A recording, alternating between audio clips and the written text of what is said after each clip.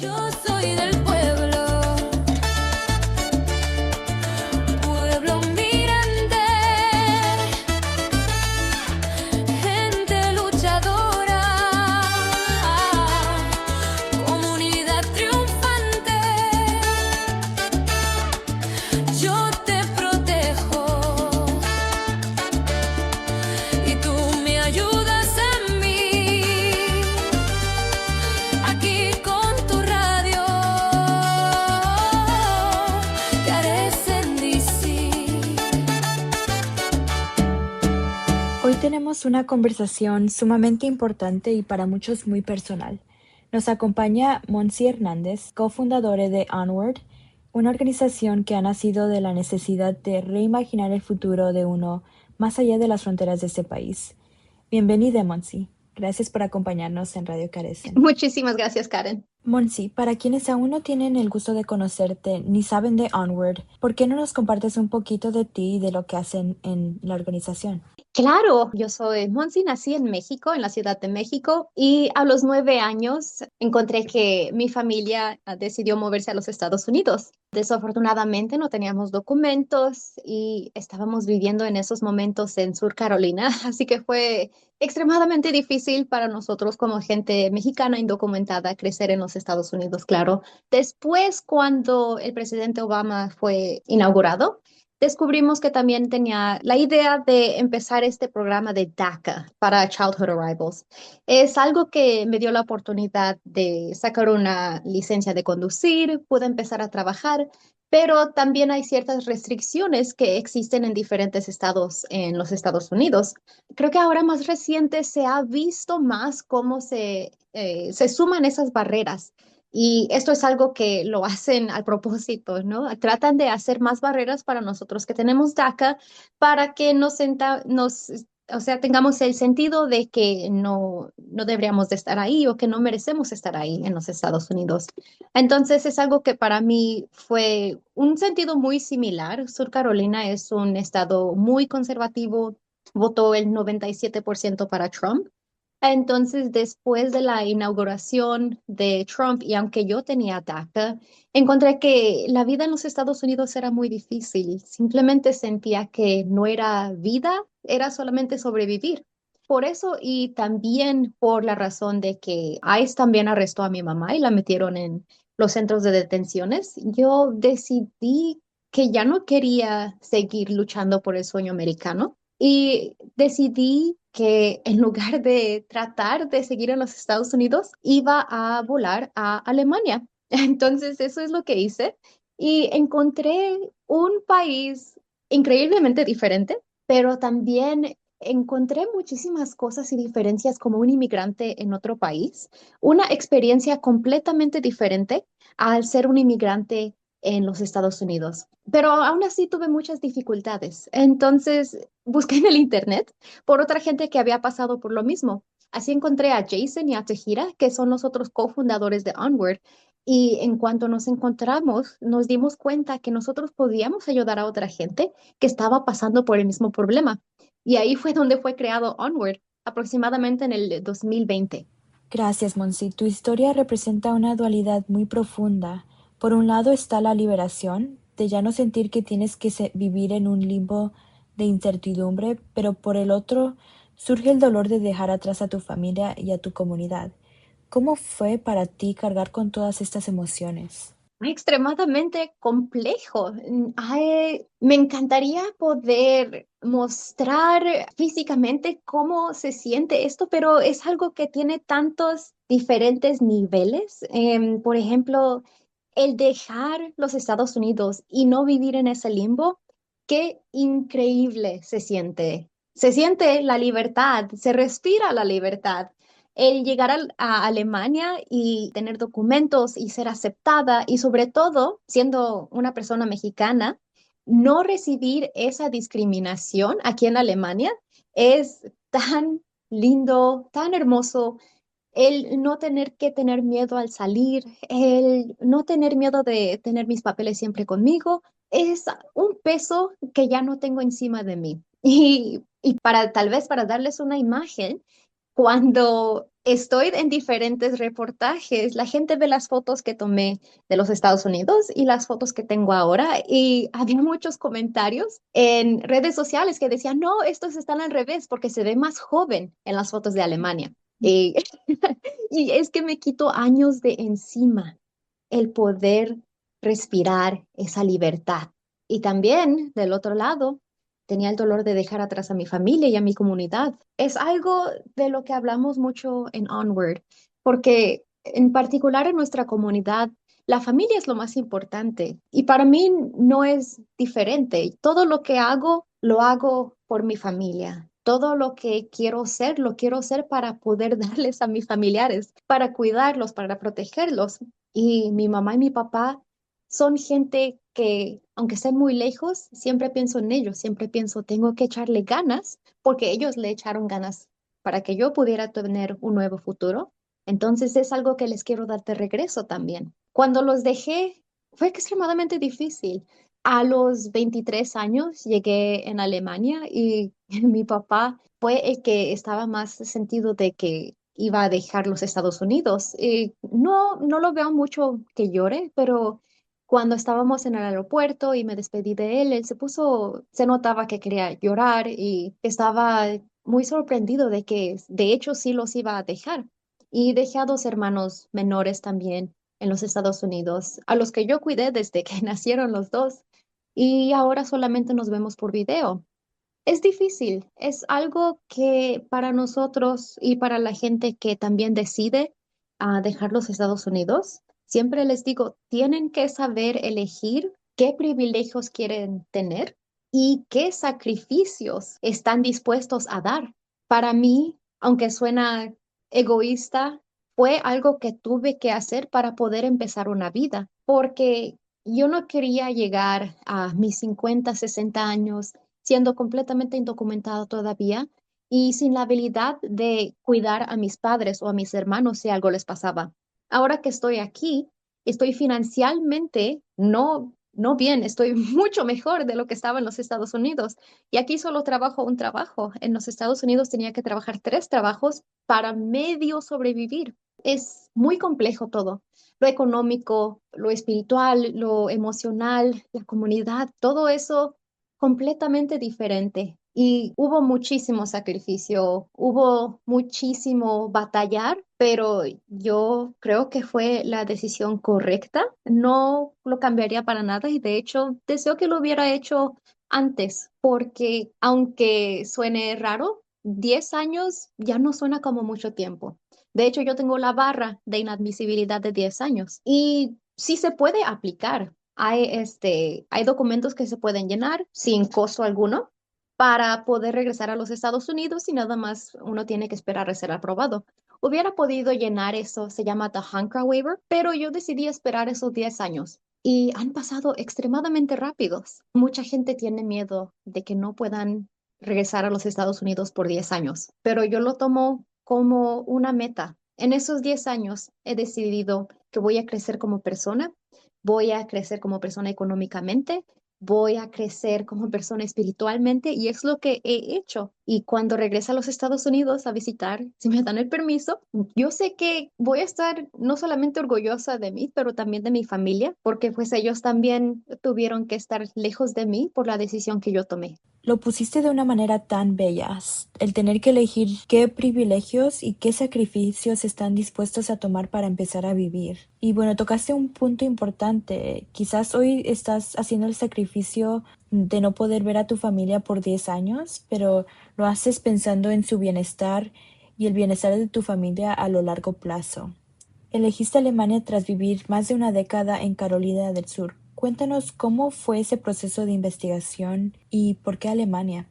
Sí, mira, Karen, es algo que tuvo diferentes aspectos. En particular para mí era el poder estudiar. Y suena un poco raro para mucha gente que tiene DACA, dependiendo en el estado en el que viven, tienen la habilidad de estudiar y después se encuentran que no pueden trabajar porque su situación legal no está optimalmente alineada. Pero para mí, como crecí en Sur Carolina, aunque tenía DACA, no podía estudiar. Y otra gente que también tenía DACA, que fue a la misma escuela que yo, tampoco podía estudiar por lo económico y también por lo legal. Hay ciertas barreras que fueron creadas después de que Childhood Arrivals empezó el programa.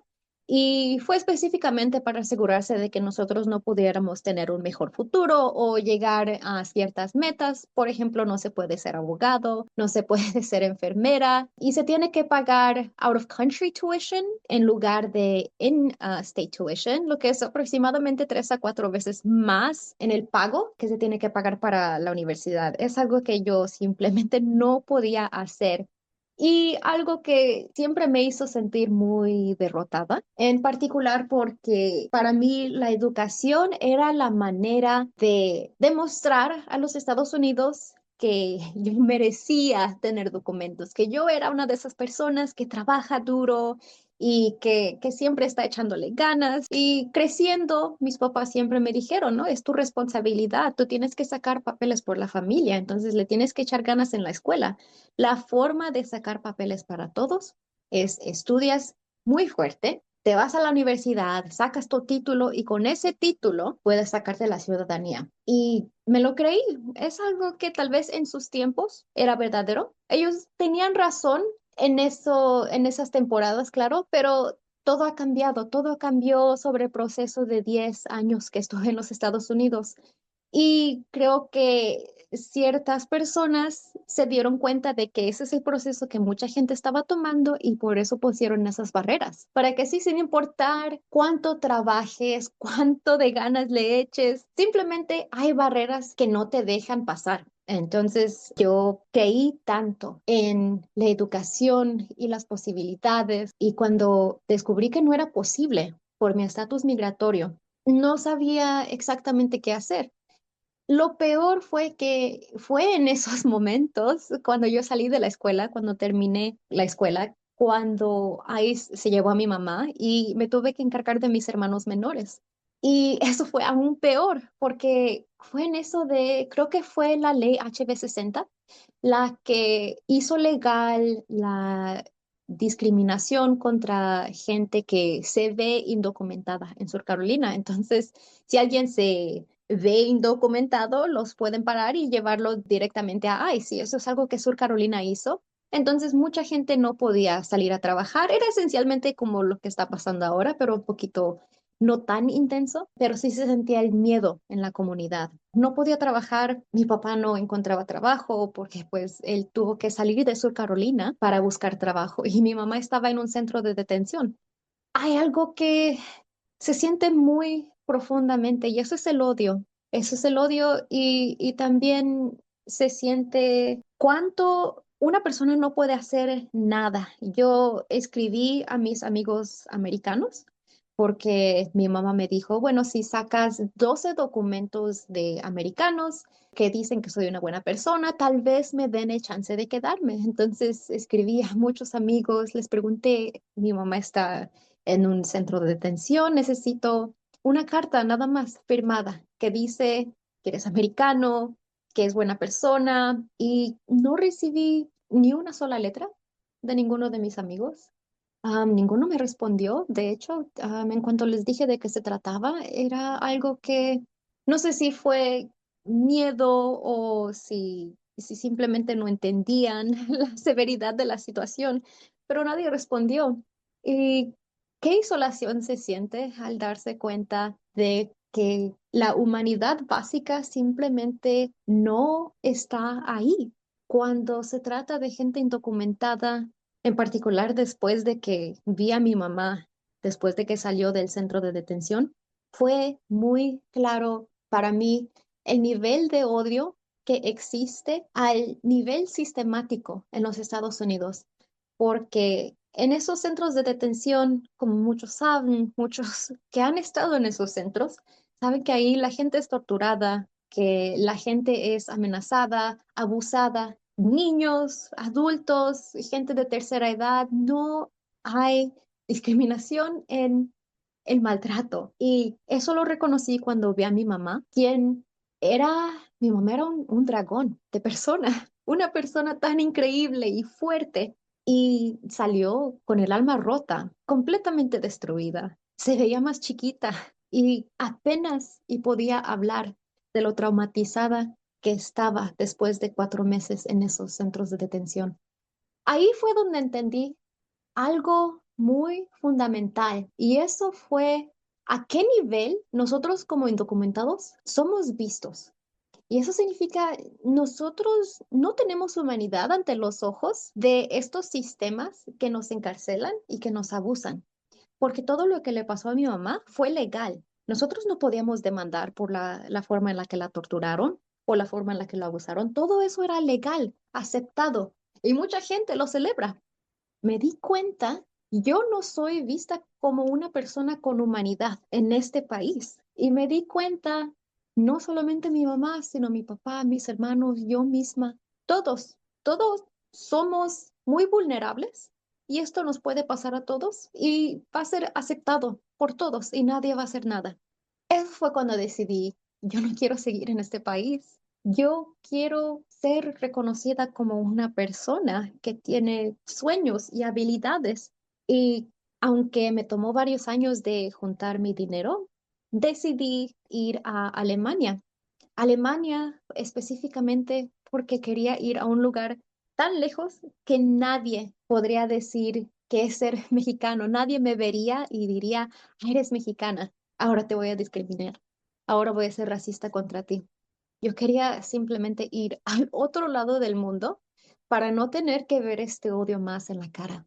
Y también porque para mí yo pensaba que la única forma en la que yo podría comprobar a mí misma y al mundo que tengo valor como persona era con sacar un título de universidad. Ahora entiendo, claro, en eso era muy chica. Ahora entiendo que el valor de una persona existe intrínsecamente. El ser un ser humano nos da valor, nos da derechos. Y eso no lo entendía, porque para mí era tan normal que no tuviéramos derechos, que no fuéramos tratados como gente. Y eso fue lo que me llevó a elegir Alemania. Pero el proceso de investigación fue algo complicado porque no tenía acceso a alguien que hubiera hecho lo mismo que yo. No encontraba a ninguna persona con DACA que había decidido ir a Alemania. Entonces pensé, debo de ser la única persona estúpida suficiente para tomar esta decisión. Y aún así lo hice. Pero eso es lo que sale de la desesperación. Gracias por compartir algo tan personal. Debió ser muy difícil ver a tu mamá en ese estado. Y hoy en día vemos tanto odio y abuso de poder por parte de agentes y actúan con total impunidad sabiendo que no habrá consecuencias por sus actos. Y lo más triste es ver cómo se está normalizando toda esa brutalidad y violencia. Y esa misma desesperación es la que obliga a uno a pensar qué hay más allá de este país.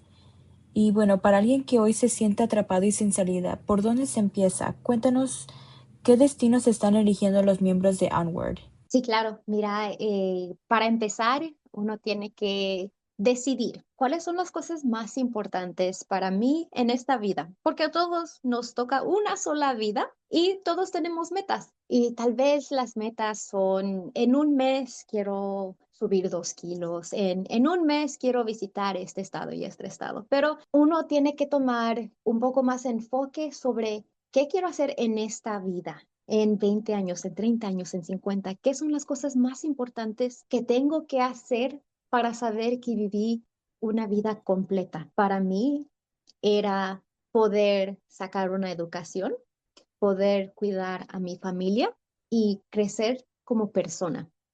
Y eso no lo podía hacer en los Estados Unidos. Entonces decidí que, bueno, si estas son las cosas más importantes para mí, voy a tener que sacrificar algo para poder ir a un país donde pueda hacer eso. Entonces estuve viendo diferentes países, consideré España, consideré Canadá y cada uno tenía beneficios, algunas cosas no me caían muy bien. Y Alemania fue en el que decidí al final porque tenía la habilidad de estudiar aquí en Alemania, tenía el acceso a seguro médico, que es increíble para todos que están en los Estados Unidos todavía. Yo no pago nada por mi seguro social, por mi seguro de medicina y quiero decir que he tenido varias operaciones y problemas y todo eso. Voy al doctor cuando quiero. Nunca he pagado nada. Es increíble, se los recomiendo. Pero de regreso al tema, para aquellos que están tratando de decidir qué país es mejor, les puedo decir que nosotros en Onward tenemos diferentes, los llamamos toolkits, y te muestran un poco sobre cada país.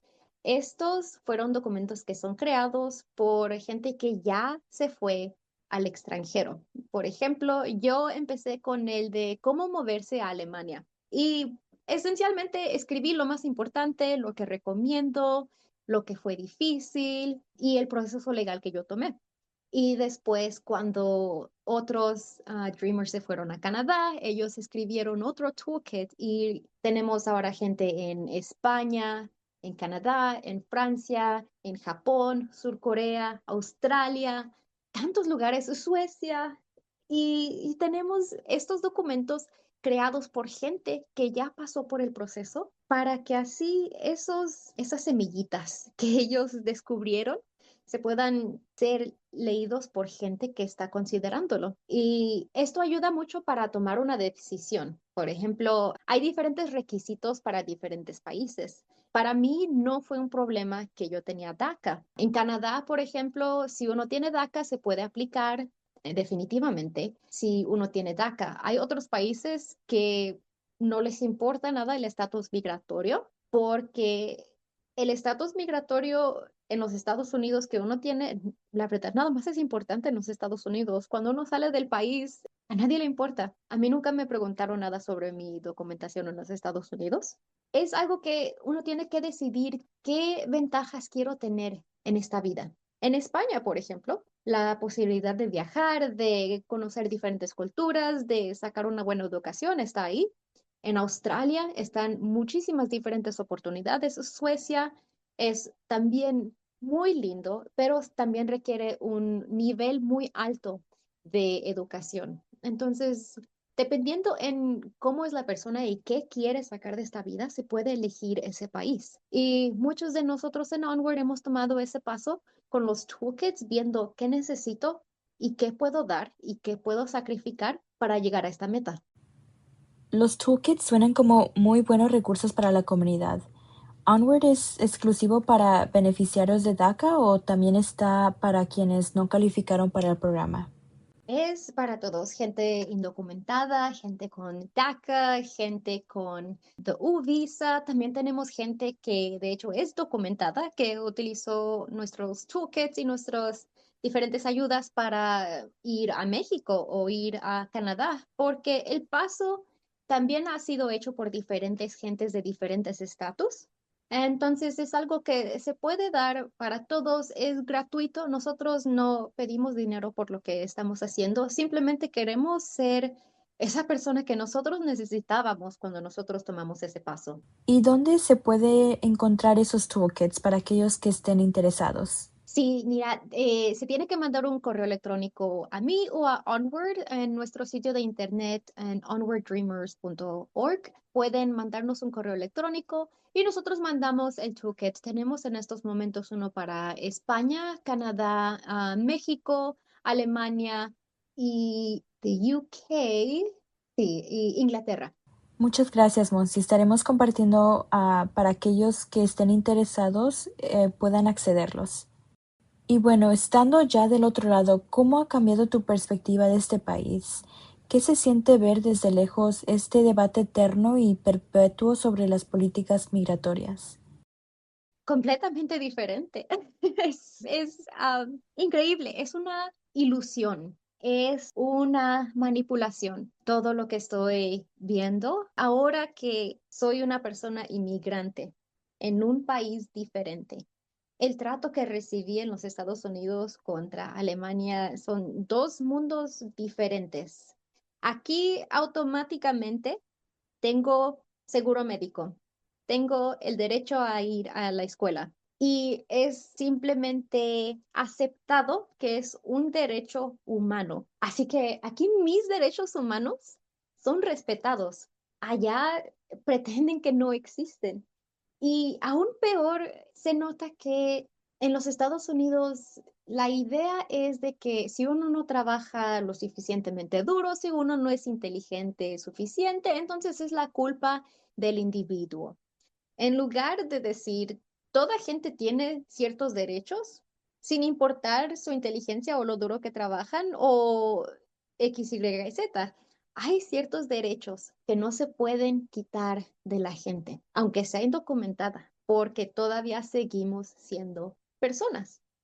Y es increíble para mí que tanta gente como yo, porque antes yo creía en esas ideas de que es mi culpa por ser indocumentada, por no trabajar suficiente, por no creer suficiente, ¿no? Es algo que fue creado al propósito para que no nos diéramos cuenta de que es un problema sistemático, creado específicamente para que nosotros no nos demos cuenta de que nos están manipulando.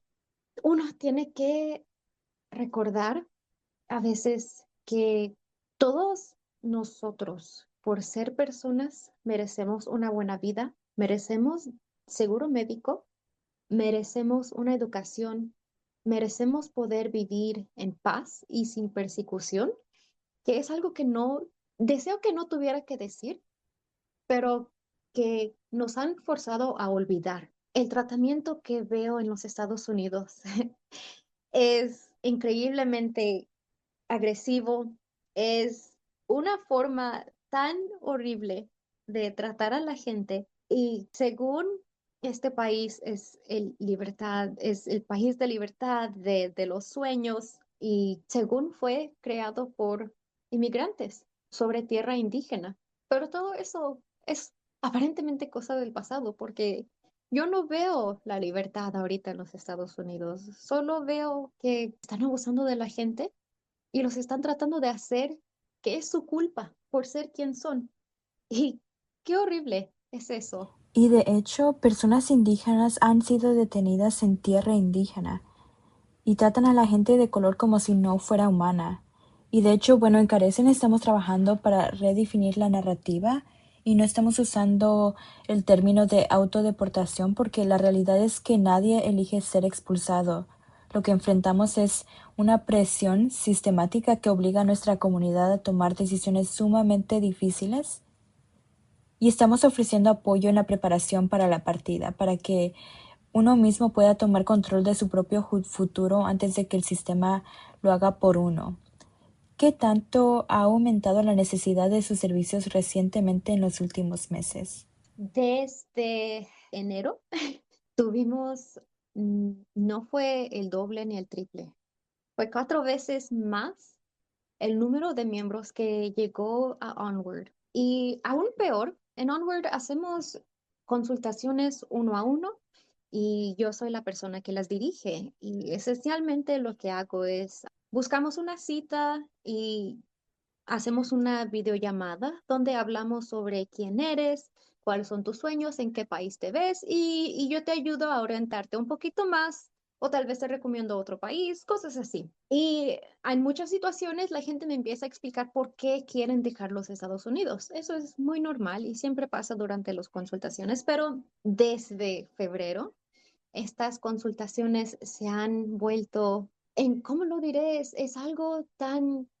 sensible y la mayoría de la gente que está en estas consultaciones antes se veían tristes, ahora lloran y se ven tan desesperados, se ven tan cansados. La gente está sufriendo y eso es lo que más he notado, la diferencia en cómo habla la gente, en cómo se sienten, en hay mucha gente que me decía, no, solamente lo estoy considerando, también tengo familia aquí y tengo hijos aquí y todavía estoy siguiendo el sueño americano, pero ahora no veo tanta esperanza como antes había.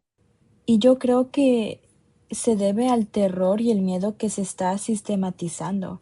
La gente teme salir al trabajar o incluso dejar sus casas por la brutalidad y la violencia que estamos viendo parte de ICE y de la administración.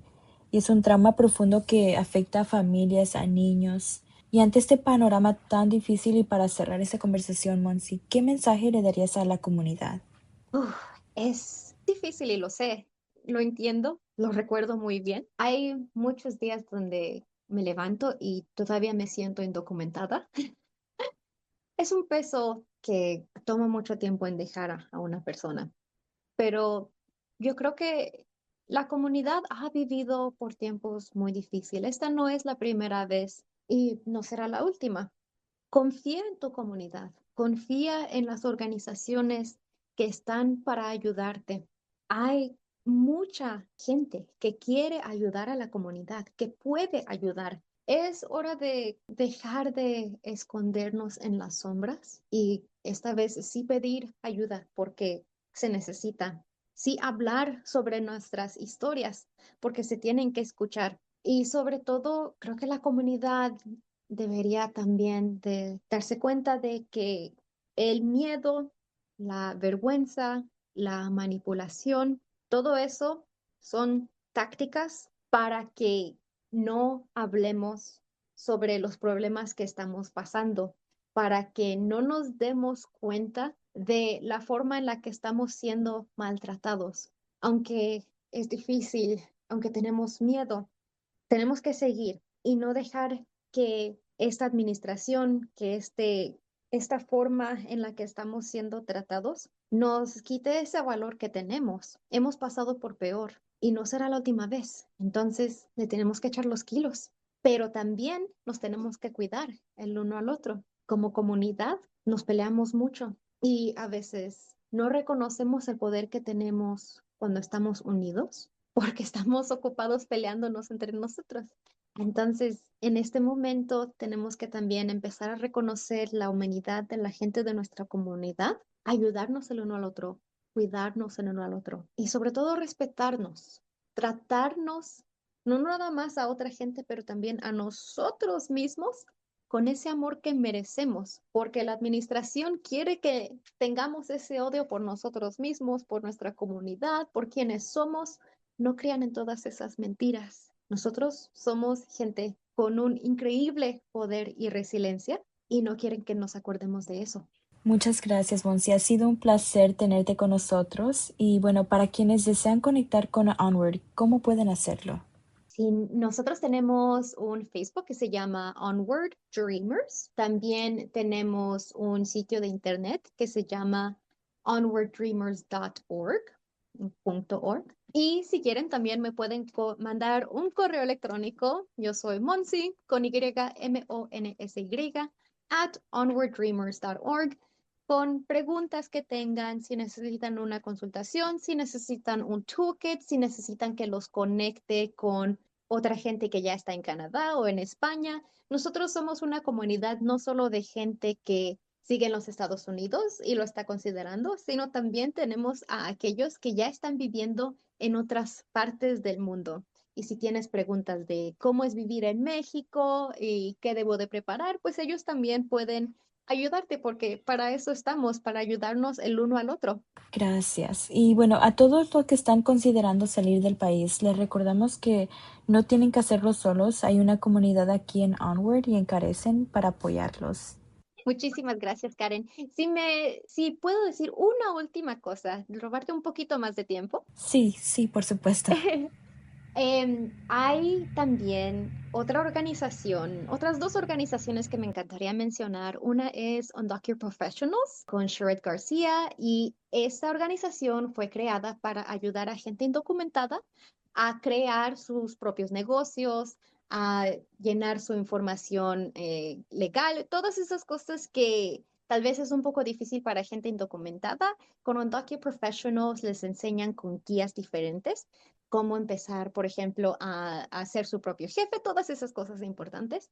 Y otra organización en México, Otros Dreams in Action, ayuda a gente que fue deportada o que regresó a México a situarse y tienen en particular un programa que se llama El Retorno Digno, que simplemente es increíble para mucha gente que tal vez tiene mucho miedo de ser deportado o que está considerando regresar a México y no sabe necesariamente cómo comunicarse con una organización que está en México, en la ciudad, pues Otros Dreams and Actions, súper recomendado, gente increíble y muy, muy amable. Muchas gracias, Monsi. Yo creo que ambos, de hecho, he seguido a ambas organizaciones y tienen recursos increíbles. Sí, tienes muchísima razón y hemos aprendido mucho de ellos, entonces es tan hermoso saber que hay gente en nuestra comunidad que quiere ayudar y que pues estamos el uno para el otro. Es algo que no puedo dejar de mencionar simplemente porque creo que a veces olvidamos que no estamos solos y es en el internet, en las noticias, nos sentimos solos, pero la verdad es que no. Solamente tenemos que buscar por esa gente que nos quiera ayudar porque sí existimos. Y sí, y Onward es un ejemplo perfecto. Entonces, por favor, los que tengan alguna pregunta o quieran agendar una consulta, proveeremos ese correo electrónico en las redes sociales para que puedan accederlo. Muchísimas gracias, Karen. Gracias a ti, Monsi, gracias. Empodérate, infórmate, juntos lucharemos, nos cuidaremos, pueblo migrante. Hola, mi nombre es Claudia Sánchez y pertenezco al Departamento Legal de Carecen. El día de hoy vamos a compartir algunas de las noticias migratorias que se implementarán este año 2026. Estados Unidos suspenderá de forma indefinida el procedimiento de visas de inmigrante para ciudadanos de 75 países en una nueva ampliación de la del gobierno de Donald Trump contra la inmigración. La pausa en el procesamiento se aplicará a países como Brasil, Colombia, Uruguay, Nicaragua, Guatemala, Egipto, Haití, Somalia, Rusia, entre otros. La suspensión afecta a las visas de inmigrante, como las destinadas al empleo en Estados Unidos, es decir, también las de peticiones familiares. La medida no se aplica a las visas de no inmigrante como las de estudiantes o turistas, por lo que no afectaría a quienes busquen viajar a la Copa del Mundo en Estados Unidos este verano. La pausa comenzará el 21 de enero, dijo un funcionario del Departamento de Estado. La suspensión llega después de que el Departamento de Estado ordenara el año pasado un mayor escrutinio bajo la disposición de carga pública de la Ley de Inmigración, destinada a identificar a quienes el gobierno de Trump consideren que podrían convertirse en una carga pública para los recursos del gobierno. El Departamento de Estado utilizará su autoridad de larga data para declarar inelegibles a posibles inmigrantes que se convertirían en una carga pública para los Estados Unidos y explotarían la generosidad del pueblo estadounidense, según lo dijo un portavoz del Departamento de Estado. El procesamiento de visas de inmigrante de estos 75 países se pausará mientras el Departamento de Estado reevalúa los procedimientos inmigratorios para evitar el ingreso de extranjeros que recurrirían a ayudas sociales o a beneficios públicos. Aunque la ley federal ya exige demostrar autosuficiencia económica, esta política amplía el alcance del concepto de carga pública. En la práctica, los oficiales consulares deben analizar con mayor rigor edad, salud, situación familiar, finanzas, educación, habilidades, dominio del inglés y cualquier uso previo de beneficios, incluso si ocurrió fuera de los Estados Unidos. La entrevista puede realizarse en inglés para evaluar competencia lingüística. ¿Cómo afecta a Colombia o a otros países de América Latina? Para Colombia, Guatemala, Cuba y los otros países de Latinoamérica que están en esta lista, la pausa representa un impacto significativo. Miles de familias con peticiones aprobadas o en procesos quedan en un limbo administrativo. Colombia y Guatemala mantienen uno de los volúmenes más altos de solicitudes de inmigración legal en la región por reunificación familiar y empleo, lo que convierte esta suspensión en un freno concreto a planes ya avanzados. Otros países latinoamericanos y del Caribe incluidos enfrentan escenarios similares. Aunque la medida no cancela casos de forma permanente, retrasa indefinidamente esas entrevistas y esas decisiones. Abogados de inmigración advierten que el efecto será desigual. Solicitantes con ingresos sólidos, patrocinadores financieros robustos y trayectorias laborales claras podrían reactivarse antes, USCIS y el Departamento de Estado reforzaron los controles de verificación y revisión de antecedentes para solicitantes de países de alto riesgo. Las solicitudes pasan por procesos adicionales de evaluación antes de que se emita una decisión final, incluyendo inspecciones penales, comprobación de autosuficiencia económica y verificación de vínculos familiares. Ahora pasaremos a hablar de qué trámites y procesos no cambian para las solicitudes de visas en los Estados Unidos, pues estas son las visas de turista, B1 y B2, para países fuera de la lista de los 75 países sancionados. Mantienen los procedimientos habituales. Los programas de reunificación familiar, asilo y refugio siguen disponibles según la normativa vigente y bajo criterios individuales y ajustados. USCIS mantiene excepciones y descuentos en ciertos casos humanitarios para solicitudes electrónicas. También, entre otras noticias, el día de hoy vamos a hablar un poco de que el Departamento de Seguridad Nacional confirmó una ampliación de la regla de carga pública, otorgando a los oficiales un margen de discreción más amplio para negar solicitudes de residencia legal permanente basadas en el historial financiero del solicitante y de los miembros de su hogar. Este cambio, que forma parte del paquete de endurecimiento migratorio previsto para el año 2026 bajo la administración Trump, redefine y expande los criterios mediante los cuales el gobierno evalúa si un inmigrante podría depender de beneficios públicos en el futuro. Bajo la nueva política, los oficiales podrán considerar factores adicionales. Aun cuando el solicitante nunca haya recibido asistencia pública, su caso podría ser negado si existen indicios de vulnerabilidad económica dentro del hogar del patrocinador, es decir, del peticionario en ese caso. Eso ha sido todo el día de hoy. Pronto estaremos informándolos de nuevas noticias en cuanto al ámbito migratorio y recuerde que aquí en Carecen asistimos con consultas legales. Eso ha sido todo el día de hoy. Muchas gracias por su atención. Será hasta un próximo encuentro. Aquí